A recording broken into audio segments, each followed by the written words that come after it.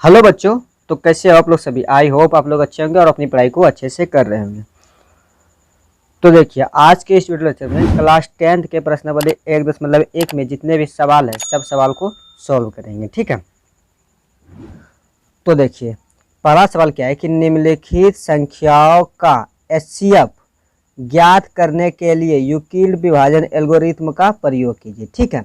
यानी पहला सवाल में क्या बोल रहा है कि निम्नलिखित संख्या में जितने भी संख्या दिया गया है, ठीक है, उन सब संख्याओं का एचसीएफ निकालना है। ठीक है।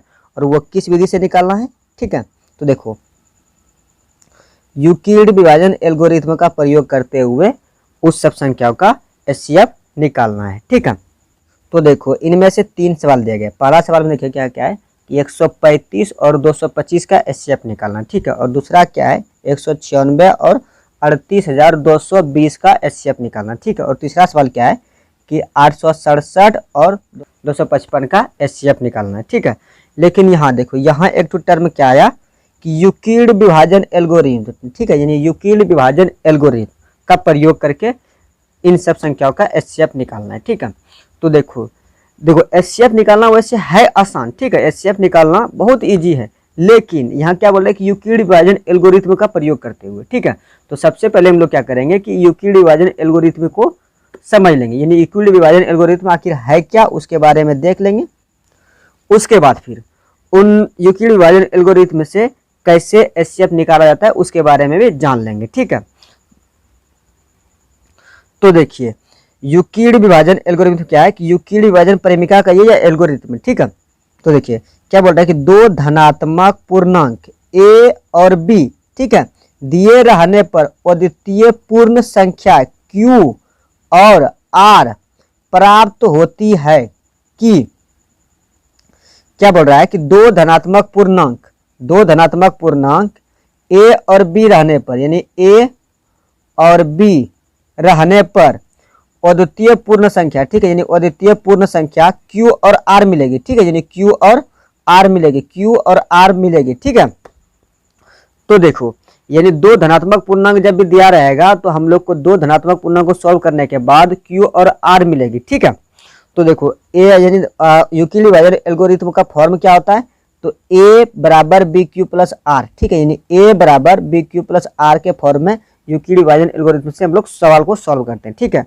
और यहाँ देखो r के बारे में क्या बताया कि r 0 से बड़ा होगा या बराबर होगा और b से हमेशा छोटा होगा। ठीक है। अब यहाँ देखो यूक्लिड विभाजन एल्गोरिथ्म में 4 टर्म आया। पहला क्या आया a, दूसरा आया b, तीसरा आया q और चौथा आया r। ठीक है। तो अब आप लोग के माइंड में आता होगा सर कि यहाँ a, b, q और r आखिर है क्या। ठीक है। तो देखो यहाँ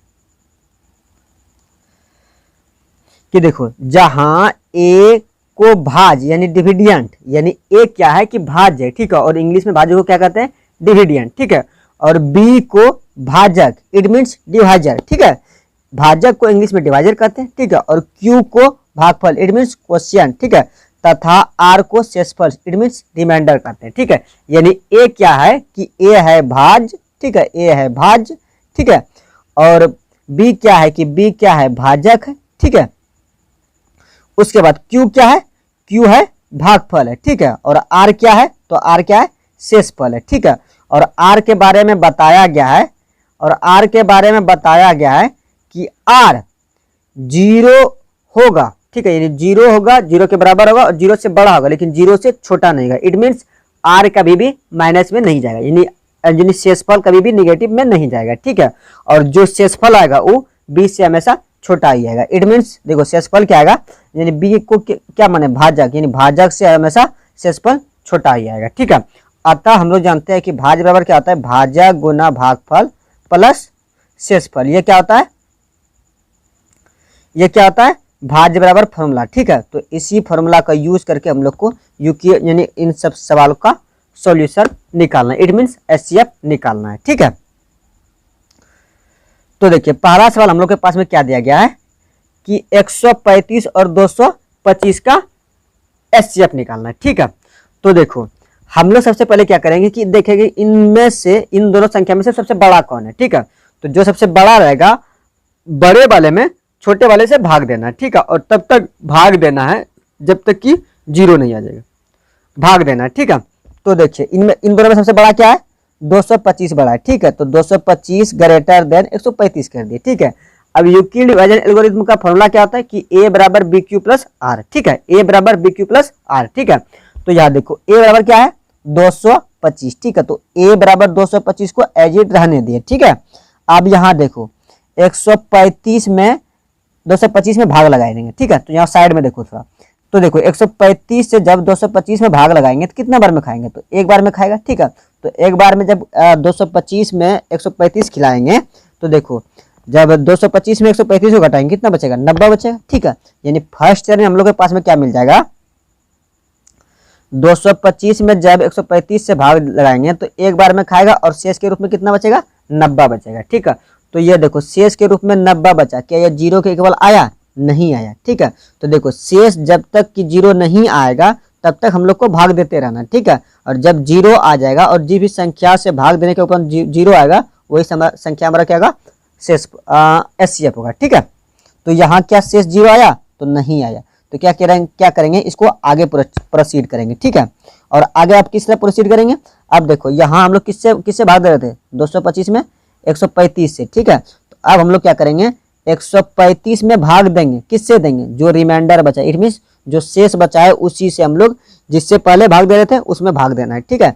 इट मीन्स हम लोग को 135 में अब किससे भाग देना है, 90 से भाग देना है, ठीक है। तो यहाँ देखो जब 90 से 135 में भाग देंगे तो कितना बार में खाएगा, तो एक बार में खाएगा, ठीक है। तो 90 से 135 बार में खिलाएंगे, तो 90 से 135 में खिलाएंगे तो एक बार में खाएगा, तो शेषफल कितना बचेगा, 45 बचेगा, ठीक है। तो सेकेंड चरण में हम लोग लिखेंगे 135 बराबर 90 गुना 1 प्लस 45, ठीक है।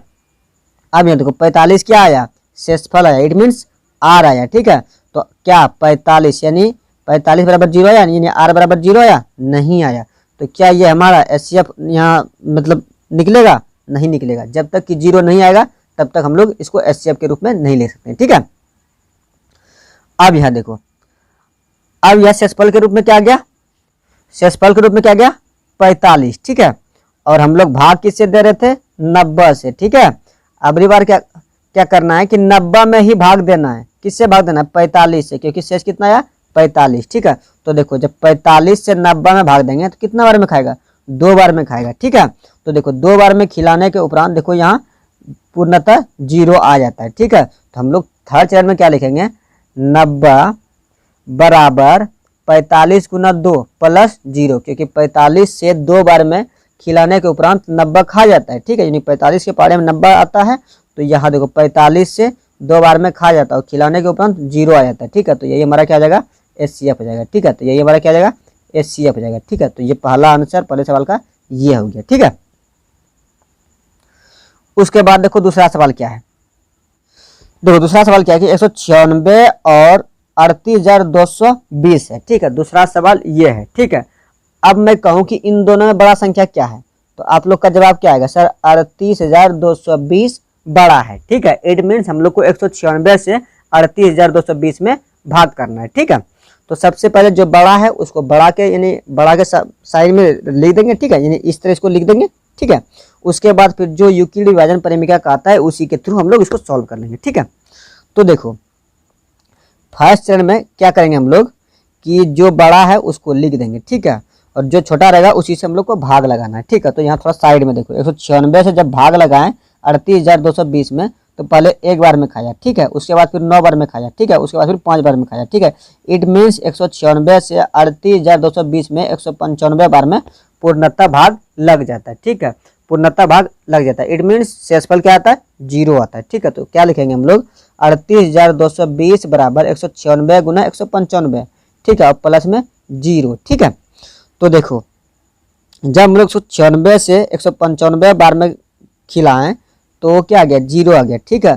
तो यहाँ देखो एचसीएफ हमारा क्या आ जाएगा, तो 196 आ जाएगा, ठीक है, यानी 38,000 यानी 196 और 38,220 का एचसीएफ कितना गया, 196 आ जाएगा, ठीक है।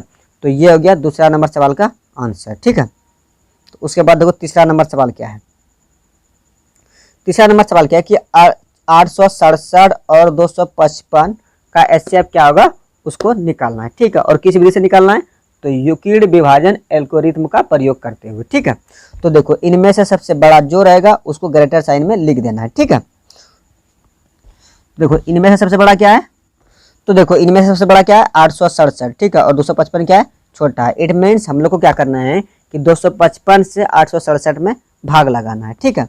तो फर्स्ट में हम लोग क्या लिखेंगे कि 867 बराबर 255, ठीक है, और यहाँ थोड़ा साइड में देख लो भाग कर लेंगे हम लोग 255 से 867 में, ठीक है। तो देखो 255 से 867 में भाग लगाएंगे तो कितने बार में खाएगा, तो 3 बार में खाएगा और शेष कितना बचेगा 102 बचेगा, ठीक है। तो फर्स्ट में हम लोग क्या लिखेंगे 255 गुना 3 प्लस 102, ठीक है, यानी फर्स्ट में हम लिखेंगे 867 बराबर 255 गुना 3 प्लस 102, ठीक है। अब यहाँ देखो क्या शेष 0 आया, शेष 0 आया नहीं आया, तो इसको आगे प्रोसीड करेंगे, ठीक है। अब यहाँ देखो क्या करेंगे कि 102 से क्या करेंगे 255 में अगली बार भाग लगाएंगे, ठीक है। तो देखो जब 102 से 255 में भाग लगाएंगे तो कितना बार में खाएगा, तो 2 बार में खाएगा, ठीक है, और शेष कितना बच जाएगा 51 बच जाएगा, ठीक है। तो सेकेंड से हम लोग क्या लिखेंगे कि 255 बराबर 102 गुना 2 प्लस में 51, ठीक है, यानी क्या ये क्या गया शेष आ गया, ठीक है। अभी तक देखो शेष 0 नहीं आया तो इसको क्या करेंगे आगे प्रोसीड करते जाएंगे, ठीक है। तो सेकेंड से हम लोग को क्या गया 255 बराबर 102 गुना 2 प्लस 51, ठीक है। सेकेंड चरण ये हम लोगों के पास में आ गया, ठीक है। अब थर्ड चरण में देखो अब हम लोग को क्या करना है कि 51 से क्या करना है कि 102 में भाग देना है, ठीक है। तो देखो 51 से जब 102 में भाग करेंगे तो कितना बार में खाएगा 2 बार में खाएगा और ये पूरा पूरा खा जाएगा। इट मीन्स इसका शेषफल 0 आ जाएगा, ठीक है। तो थर्ड चरण में हम लोग लिखेंगे 102 बराबर 51 गुना 2 प्लस में 0, क्योंकि इसका शेषफल यहाँ क्या आ गया 0, ठीक है। तो ये देखो इसका शेषफल 0 आ गया, ठीक है, और 51 से 102 में पूर्णतः भाग चल गया, ठीक है। तो देखो 867 और 255 का एचसीएफ कितना आ गया 51 आ गया, ठीक है। तो थर्ड आंसर हम लोग का ये आ गया, ठीक है। तो आई होप आप लोगों को ये तीनों सवाल समझ में आया होगा। तो चलिए हम लोग फिर अगला नंबर सवाल को देख लेते हैं, ठीक है। तो देखो अगला नंबर सवाल क्या है कि दर्शाइए कि कोई भी धनात्मक विषम पूर्णांक 6q+1 या 6q+3 या 6q+5 के रूप का होता है जहां q कोई पूर्णांक है, ठीक है। देखो सवाल में क्या बोल रहा है कि कोई भी धनात्मक विषम पूर्णांक 6q+1 6q+1 6q+1 या 6q+3 या 6q+5 के रूप का होता है, ठीक है। और q के बारे में बताया है कि q क्या है कोई पूर्णांक है, ठीक है। तो देखिए इस सवाल को हम लोग कैसे सॉल्व कर सकते हैं, ठीक है, यानी इस सवाल को हम लोग कैसे प्रूव कर सकते हैं, ठीक है। तो सबसे पहले हम लोग क्या करेंगे कि मान लेंगे, ठीक है, यानी माना धनात्मक विषम पूर्णांक बराबर a, ठीक है, यानी धनात्मक विषम पूर्णांक हम लोग क्या मान लिए a मान लिए, ठीक है। और भाजक बराबर दो क्या दिया गया है 6 दिया गया है, यानी ये जो दिया गया है 6 ये क्या है हम लोग का भाजक है, इट मीन्स ये b है, ठीक है। तो अब देखो यूक्लिड विभाजन प्रेमिका क्या कहता है कि a बराबर bq+r होता है, ठीक है। तो हम लोग a धनात्मक पूर्णांक क्या माने a, ठीक है, और यहाँ देखो दिया गया है a बराबर 6q+r, ठीक है, यानी 6q+r आ जाएगा, ठीक है। अब देखो यहाँ 6q+r हो गया, ठीक है, और यहाँ बताया गया है इसमें देखो यानी यूक्लिड विभाजन प्रेमिका क्या कहता है कि r यानी r जो होगा वह 0 से बराबर या बड़ा होगा, ठीक है, लेकिन b से छोटा होगा, इट मीन्स भाजक से छोटा होगा, ठीक है। तो भाजक या हम लोग क्या माने 6, तो r का समता मान क्या आएगा 6 से छोटा ही आएगा, इट मीन्स क्या आएगा r का मान पहला 0 आएगा 1 आएगा 2 आएगा 3 आएगा 4 आएगा, ठीक है। तो ये r का संभावित मान हो जाएगा, ठीक है। तो अब आगे देखो आगे हम लोग क्या करेंगे इस r के मान को बारी बारी से रखेंगे, ठीक है, यानी यूक्लिड विभाजन एल्गोरिथम का जो प्रेमिका है उसमें बारी बारी से r का मान रखेंगे, ठीक है। तो देखो पहले क्या करेंगे a बराबर 6q+r का मान क्या रखेंगे 0 रखेंगे। तो देखो जब r का मान 0 रखेंगे तो a बराबर क्या मिल जाएगा 6q मिल जाएगा, ठीक है। उसके बाद देखो जब r का मान 1 रखेंगे तो क्या मिल जाएगा a बराबर 6q+1, ठीक है, यानी r का मान 1 रखने पर, ठीक है। और जब r का मान 2 रखेंगे तो क्या मिल जाएगा a बराबर 6q+2 मिल जाएगा, ठीक है। और जब r का मान 3 रखेंगे क्या मिल जाएगा a बराबर 6q+3 मिल जाएगा, ठीक है। उसके बाद आगे देखो जब r का मान 4 रखेंगे तो क्या मिल जाएगा a बराबर 6q+4 मिल जाएगा, ठीक है। और जब r का मान 5 रखेंगे तो क्या मिल जाएगा a बराबर 6 क्यू + 5 मिल जाएगा। ठीक है, तो ये सब हम लोग को मिल जाएगा। ठीक है, और आर का मान देखो, संभावित मान क्या क्या है, यानी 0 से लेके 5 तक है। ठीक है, जो कि हम लोग यानी यूक्लिड विभाजन परिमिका के का यूज करके रख लिए। ठीक है, अब आगे देखो, ये देखो यहाँ थोड़ा 6Q में देखो 2 कॉमन है, और इसमें भी देखो 2 कॉमन है, और इसमें भी 2 कॉमन है। ठीक है, ठीक है, इट मीन्स इसका गुणनखंड क्या है, 2 है। ठीक है, तो यहाँ हम लोग लिखेंगे, यहाँ a का मान 6Q या 6Q + 2 या 6Q + 4 में 2 एक गुणनखंड है। ठीक है, यानी 6Q + 4 में 2 एक गुणनखंड, यहाँ देखो 2 एक गुणनखंड है। ठीक है, जबकि 6Q + 1, 6Q + 3 या 6Q + 5 में 2 एक गुणनखंड नहीं है। क्या देखो, इसमें 2 गुणनखंड है, इसमें 2 गुणनखंड है, नहीं है, इसमें 2 गुणनखंड है, नहीं है, इसमें 2 गुणनखंड है, नहीं है। इट मीन्स इसमें 2 कॉमन आ रहा है, नहीं आ रहा है, इसमें भी नहीं आ रहा है, और इसमें भी नहीं आ रहा है। ठीक है, तो ये देखो 6Q + 1, 6Q + 3, 6Q + 5 में 2 कॉमन नहीं है। ठीक है, तो अतः 6Q + 1, 6Q + 3 या 6Q + 5 एक धनात्मक विषम पूर्णांक है। ठीक है, तो यही हम लोग का प्रूव हो जाता है। ठीक है, तो चलो कमेंट करके बताओ, क्या ये प्रूफ आप लोग को समझ में आया? तो चलो, आई होप आप लोग को ये प्रूफ समझ में आ गया होगा। तो चलो, अगर समझ में आ गया है तो चलो फिर हम लोग अगले नंबर सवाल को देख लेते हैं। ठीक है, इट मीन्स अगले नंबर सवाल को सॉल्व करते हैं। तो देखो, अगला नंबर सवाल क्या है कि किसी परेड में 616 सदस्य वाली एक सेना की टुकड़ी को 32 सदस्यों वाले एक आर्मी बैंड के पीछे मार्च करना है।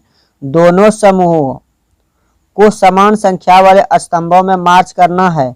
उन स्तंभों की अधिकतम संख्या क्या है जिसमें वे मार्च कर सकते हैं। ठीक है, अब यहाँ देखो एक वर्ड क्या आया, अधिकतम। ठीक है, और जहां भी अधिकतम आएगा तो समझ लेना क्या निकालने बोल रहा है, एचसीएफ निकालने बोल रहा है। ठीक है, क्योंकि एचसीएफ का ही फुल फॉर्म होता है हाईएस्ट कॉमन फैक्टर।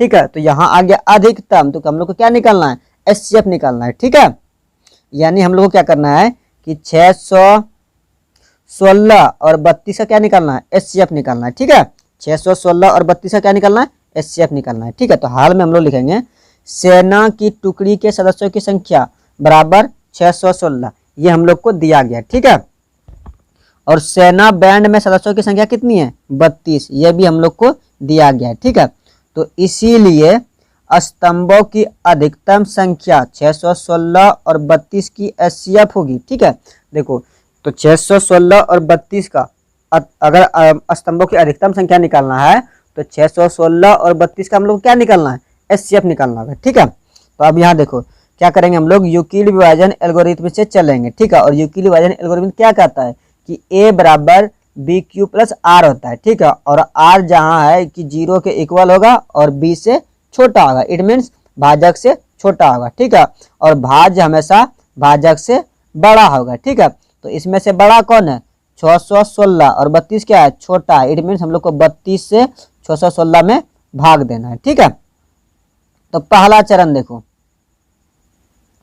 तो देखो जब 32 से 616 में भाग देंगे तो 19 बार में खाएगा और शेष कितना बचेगा, 8 बचेगा। ठीक है, यानी पहला चरण के रूप में हम लोग को ये मिल जाएगा। ठीक है, अब यहाँ देखो पहला चरण में क्या R 0 आया, नहीं आया, यानी यहाँ शेष क्या बचा, तो शेष बचा 8, तो क्या R 0 आया, नहीं आया। ठीक है, तो क्या करेंगे, इसको आगे प्रोसीड करेंगे। ठीक है, तो सेकेंड चरण में हम लोग क्या करेंगे कि 32 में भाग देंगे किससे, 8 से। ठीक है, तो देखो सेकेंड चरण जब 32 से भाग देंगे, 32 में भाग देंगे 8 से, तो कितना बार में खाएगा, 4 बार में। ठीक है, और 4 बार में खिलाने के उपरांत इसका शेषफल क्या आ जाएगा, 0 आ जाएगा। ठीक है, शेषफल इसका क्या आ जाएगा, 0 आ जाएगा। ठीक है, तो 616 और 32 का एचसीएफ क्या आ जाएगा, 8 आ जाएगा, क्योंकि जब 8 से 32 में भाग दिए तो 0 आ गया। ठीक है, तो यही इसका आंसर आ जाएगा। ठीक है, उसके बाद अगला नंबर सवाल देखो क्या है कि यूक्लिड विभाजन परिमिका का प्रयोग करके दर्शाइए कि किसी धनात्मक पूर्णांक का वर्ग किसी पूर्णांक m के लिए 3m या 3m + m के रूप में होता है। ठीक है, संकेत के लिए दिया गया है कि यह मान लीजिए कि x कोई धनात्मक पूर्णांक है, तब यह 3q या 3q + 1 या 3q + 2 के रूप में लिखा जा सकता है। इनमें से प्रत्येक का वर्ग प्रत्येक का वर्ग कीजिए और दर्शाइए कि इन वर्गों को 3m या 3m+1 के रूप में लिखा जा सकता है। ठीक है, ये देखो संकेत दिया गया है कि आप लोग को क्या क्या करना है। ठीक है, आप इसके थ्रू भी चल सकते हैं। ठीक है, तो देखिए हम लोग इसको कैसे सॉल्व करेंगे। सबसे पहले हम लोग क्या कर लेंगे, मान लेंगे, माना a कोई धनात्मक पूर्णांक है। ठीक है, हालांकि देखो संकेत में हम लोग को x मानने दिया गया था। ठीक है, लेकिन यहाँ मैंने a को मान लिया। आप कुछ भी माने कोई दिक्कत नहीं। ठीक है, तो यहाँ मैंने a को माना है। ठीक है, तो हम लोग क्या किए हैं कि a को कोई धनात्मक पूर्णांक मान लिए। ठीक है, अब देखो यूक्लिड विभाजन परिमिका क्या कहता है कि a बराबर BQ प्लस R होता है यूक्लिड विभाजन परिमिका के आधार पर। ठीक है, और R का मान 0 के इक्वल होगा, 0 से बड़ा होगा लेकिन निगेटिव में नहीं जाएगा, लेकिन b से छोटा होगा। ठीक है, ये यूक्लिड विभाजन परिमिका का कंडीशन है। ठीक है, अब यहाँ देखो कि ये जो है तीन क्या है हमारा, b है, इट मीन्स भाजक है। ठीक है, क्या है ये, भाजक है। ठीक है, तो r जो हमारा होता है इट मीन्स शेषफल, वो भाजक से छोटा ही होता है। जब b बराबर 3 है तो r का संभाव्यता मान क्या आएगा, 0 आएगा, 1 आएगा और 2 आएगा। क्या 3 आएगा, नहीं आएगा, क्योंकि r का मान हमेशा भाजक से यानी b से छोटा ही होना चाहिए। ठीक है, तो r का ये संभाव्यता मान हो गया। ठीक है, जो कि आप यहाँ देख सकते हैं। ठीक है, ये r का संभाव्यता मान ये हो गया। तो हम लोग क्या करेंगे, बारी बारी से r का मान यूक्लिड विभाजन परिमिका में यूज करेंगे। ठीक है, यानी इस इक्वेशन में यूज करेंगे। ठीक है, तो कंडीशन 1 में क्या करेंगे हम लोग कि जब r का मान 0 होगा तो उसके लिए क्या होगा वो देख लीजिए। ठीक है, तो देखो जब r का मान 0 होगा तो हम लोग के पास में क्या मिल जाएगा, a बराबर 3q। ठीक है, a बराबर क्या मिल जाएगा, 3q। ठीक है, जब r का मान 0 होगा तो a बराबर 3q मिल जाएगा। लेकिन उसके बाद अब देखो क्या बोल रहा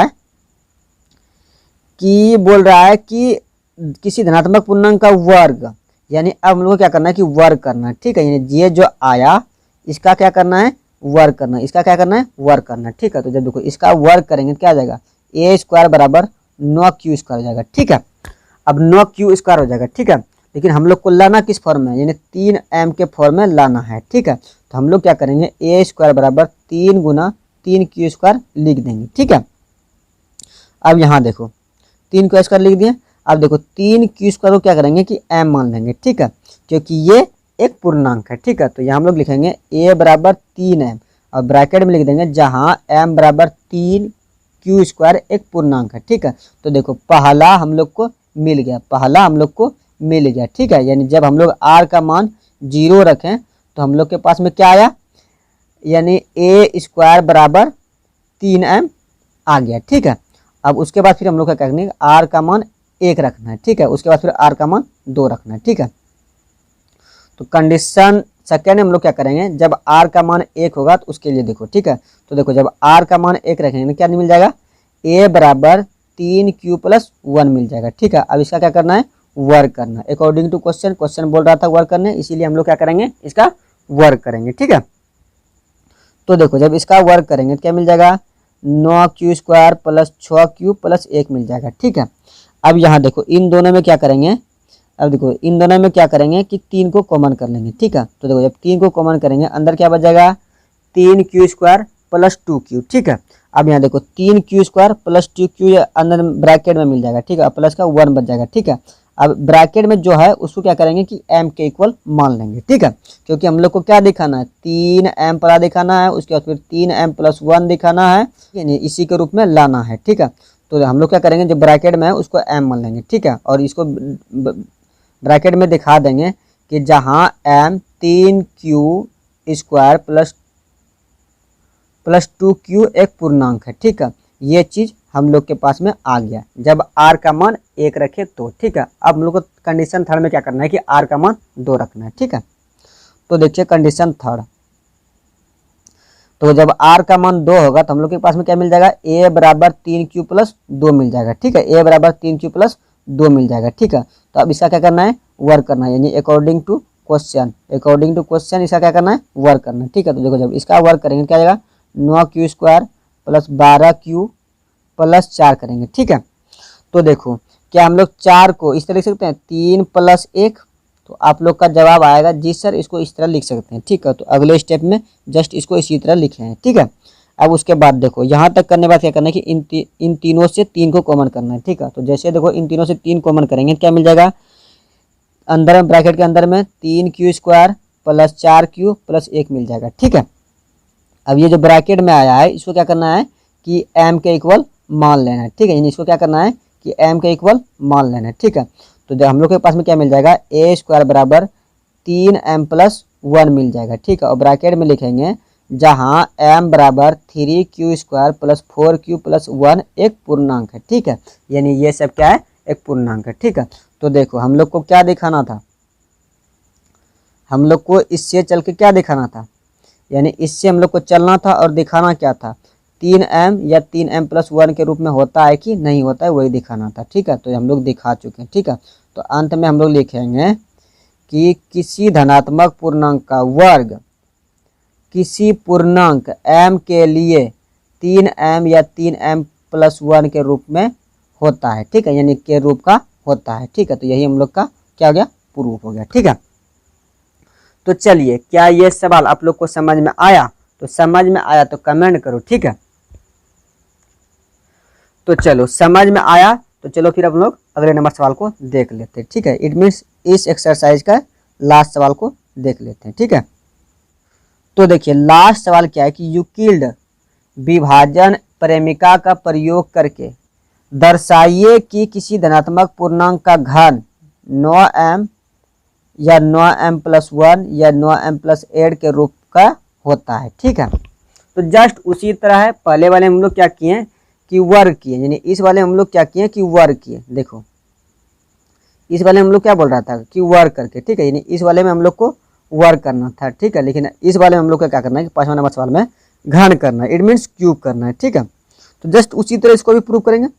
तो देखिए सबसे पहले हम लोग क्या करेंगे कि मान लेंगे, माना a बराबर 3q प्लस r कोई धनात्मक पूर्णांक है, यानी ये चीज हम लोग सपोज कर लिए, ठीक है। अब देखो जब ये चीज सपोज कर लिए तो यहाँ किसका यूज करने बोल रहा है, यूक्लिड विभाजन प्रेमिका, ठीक है। यानी इसका यूज करने बोल रहा है, ठीक है। तो यूक्लिड विभाजन प्रेमिका क्या कहता है, प्रेमिका क्या कहता है कि a बराबर bq प्लस r होता है, ठीक है, ये कंडीशन। और इसका कंडीशन क्या होता है कि r का मान 0 या 0 से बड़ा होगा लेकिन b से छोटा होगा, ठीक है। तो अब हम लोग के पास में क्या मिल जाएगा, a बराबर 3q प्लस r मिल जाएगा, ठीक है। अब यहाँ देखो r का संभवतः मान फिर क्या आ जाएगा, तो 0 होगा, 1 होगा और 2 होगा, क्योंकि r का मान b से छोटा होता है, ठीक है। तो b का मान हम लोग के पास में क्या है, तो 3 है, ठीक है। तो r का मान क्या आ जाएगा, 3 से छोटा होगा, ठीक है। इट मीन्स r का मान हम लोग के पास क्या मिल गया, 0 1 2, ठीक है। ये से हम लोग के पास में r का मान मिल गया, ठीक है।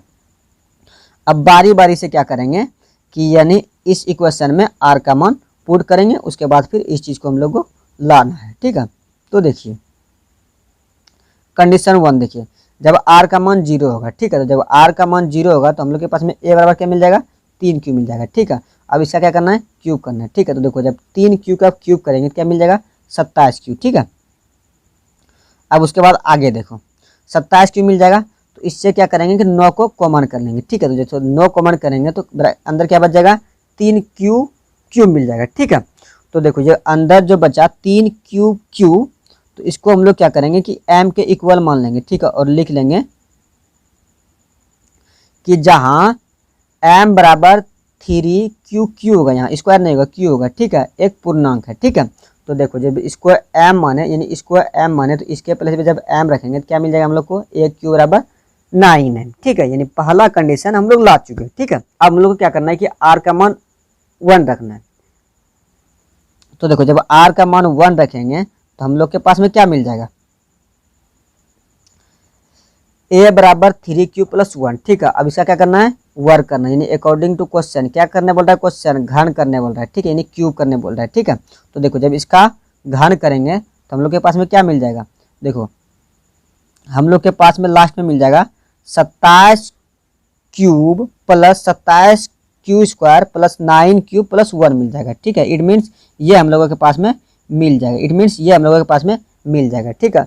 तो इसमें क्या करेंगे हम लोग 9 को कॉमन करेंगे, ठीक है। तो देखो 9 को जब कॉमन करेंगे तो अंदर क्या बच जाएगा, 3 क्यूब का cube plus 3 Q square plus Q बच जाएगा। ठीक है, ये चीज़ हम लोग को अंदर मिल जाएगा। ठीक है, और इस चीज़ को हम लोग को क्या मानना है, एम मान लेना है। ठीक है, तो देखो जब इसको एम मानेंगे तो हम लोग के पास में क्या मिल जाएगा, ए क्यूब बराबर 9m प्लस 1 मिल जाएगा। ठीक है, और ब्रैकेट में लिख देना इधर कि m बराबर 3 क्यूब का cube plus 3 cube square plus Q एक पूर्णांक है। ठीक है, तो देखो जब r का मान हम लोग 1 माने तो हम लोग के पास में क्या आया, 9m प्लस 1 आया। ठीक है, यानी r का मान 1 रखने पर हम लोग को दूसरा कंडीशन मिल गया। ठीक है, अब देखो कंडीशन थर्ड में हम लोग क्या करेंगे कि r का मान 2 पुट करेंगे, उसके बाद फिर 9m प्लस 8 को लाएंगे। ठीक है, तो अगली बार हम लोग क्या करेंगे कि r का मान 2 रखेंगे। ठीक है, तो देखो जब r का मान 2 रखेंगे तो हम लोग के पास में क्या मिल जाएगा, 3 क्यूब प्लस 2 मिल जाएगा। ठीक है, अब इसका क्या करना है, क्यूब करना है अकॉर्डिंग टू क्वेश्चन। क्वेश्चन बोल रहा है कि क्यूब करने। ठीक है, तो देखो इसका हम लोग को क्यूब करना है। ठीक है, तो जब क्यूब करेंगे तो हम लोग के पास में क्या मिल जाएगा, 27 क्यूब क्यू का cube plus 8 plus 54 cube square plus 36 cube. ठीक है, ये हम लोगों के पास में मिल जाएगा। ठीक है, तो इसमें से हम लोग को क्या करना है कि 9 को कॉमन करना है। ठीक है, तो 9 को जब कॉमन करेंगे तो अंदर क्या बच जाएगा, 3 क्यूब स्क्वायर बच जाएगा, सॉरी 3 क्यूब क्यूब हो जाएगा प्लस 6 क्यूब स्क्वायर हो जाएगा प्लस 4 क्यूब हो जाएगा। अब बाहर में क्या बच जाएगा, प्लस का 8 बच जाएगा। ठीक है, और इसको क्या करना है कि हम लोग को इसको m के इक्वल मानना है। ठीक है, तो इसको m मानेंगे तो हम लोग के पास में क्या मिल जाएगा, क्यूब ए क्यूब बराबर 9m प्लस 8 मिल जाएगा। ठीक है, यानी देखो तीसरा कंडीशन हम लोग के पास में मिल गया। ठीक है, और ब्रैकेट में लिख देना है कि जहाँ m बराबर 3 क्यूब का cube plus 6 cube square plus 4 Q एक पूर्णांक है। ठीक है, यानी m जो हम लोग यहाँ जो लिखे हैं ना, ये m क्या है, एक पूर्णांक है। ठीक है, तो देखो हम लोग को क्या 3 कंडीशन दिखाना था। ठीक है, यहाँ देखो क्या बोल रहा है कि 3 कंडीशन हम लोग को दिखाना था। पहला कंडीशन 9m, दूसरा कंडीशन 9m प्लस 1 और तीसरा क्या था कि 9m प्लस 8 के रूप में होता है कि नहीं होता है, वही दिखाना था। ठीक है, जो कि हम लोग दिखा चुके। ठीक है, यानी पहला कंडीशन देखो यहाँ हम लोग दिखा दिए, पहला कंडीशन यहाँ दिखा दिए। उसके बाद देखो दूसरा कंडीशन कहाँ दिखाए, दूसरा कंडीशन ये रहा।